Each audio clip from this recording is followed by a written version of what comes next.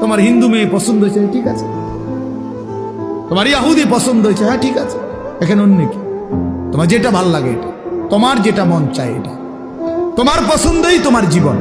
খোদার কসম, কোরআন শরীফের আয়াত আছে বাপ, সূরা আরাফের মধ্যে আল্লাহ তাআলা বলছে, এই মনের ইচ্ছা মতো যে চলে, ওয়াত্তাবা হাওয়াহু, যে তার নফসের মনের চাহিদার অনুসরণ করে, আল্লাহর বিধান, রাসূলের বিধান, কোরআনের বিধান, ইসলামের বিধান, ধর্মের বিধান কিছুই যে মানে না, কোনো ধার ধারে না, পরোয়া করে না, পাত্তা দেয় না, আল্লাহর কসম, আল্লাহ কোরআনে বলছেন ফামাসালুহু কামাসালিল কালব, ওই ব্যক্তির উদাহরণ, ওই ব্যক্তির জিন্দেগি কুকুরের মতো, কুত্তার মতো, কুত্তার মতো, কুত্তার মতো, কুত্তার মতো।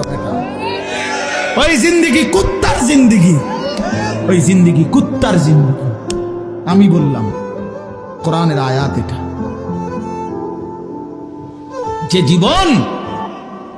যে জীবন মালিকের